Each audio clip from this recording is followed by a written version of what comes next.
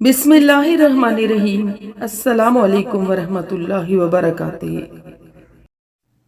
ایک دن رسول اللہ صلی اللہ علیہ وسلم نے اپنے صحابہ کرام رضوان اللہ اجمعین سے فرمایا کہ تم میں سے کون ہے جس نے گزشتہ رات اللہ اور رسول صلی اللہ علیہ وسلم کی خوشی کے لیے کسی شخص کو قتل کیا؟ حضرت علی رضی اللہ عنہ نے فرمایا، یا رسول اللہ صلی اللہ علیہ وسلم، میں نے قتل کیا ہے۔ آپ صلی اللہ علیہ وسلم نے فرمایا، اے علی، اپنا قصہ بیان کرو۔ حضرت علی نے عرض کیا، یا رسول اللہ صلی اللہ علیہ وسلم، گزشتہ رات دو آدمی اپنے گھر کے سامنے ایک دوسرے سے جھگڑ رہے تھے۔ تھوڑی دیر نہ گزری تھی کہ فلاں یہودی اور دوسرا فلاں انصاری، وہ دونوں میرے پاس چلے آئے تھے۔ یہودی نے کہا، یا ابو الحسن، میری اس انصاری شخص سے کسی بات پر جھگڑا ہوا۔ ہم یہ تنازع لے کر آپ کے چاچا کے بیٹے محمد صلی اللہ علیہ وسلم کے پاس گئے۔ حضرت صلی اللہ علیہ وسلم نے میرے حق میں فیصلہ فرما دیا۔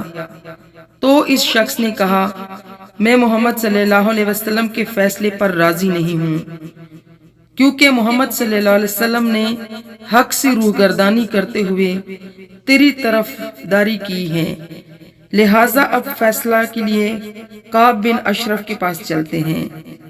لیکن میں اس بات پر راضی نہ ہوا۔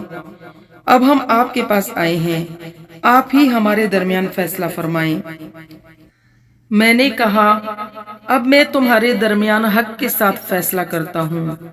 یہ کہتے ہوئے میں گھر میں داخل ہوا اور اپنی تلوار اٹھائی۔ جیسے ہی میں باہر آیا، ایک ضرب سے انصاری کی گردن اڑا دی۔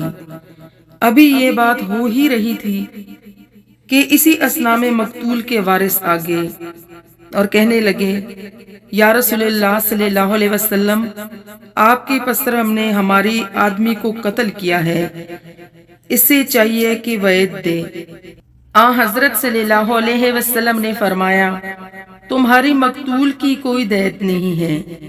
وہ لوگ کہنے لگے، ہم اس کی دیت لیں گے۔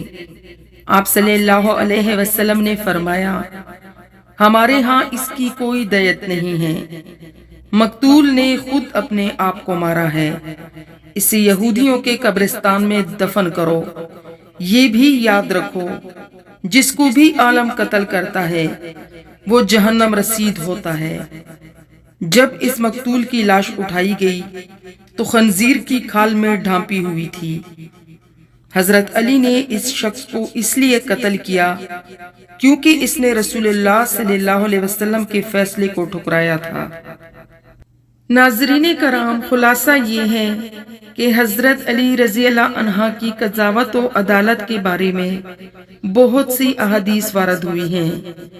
تمام صحابہ کرام رضوان اللہ اجمعین اپنی علمی اور عدالتی مشکلات کے لیے حضرت علی رضی اللہ عنہ کے پاس آتے اور آپ کے فیصلوں کے سامنے سر تسلیم خم کرتے ہوئے۔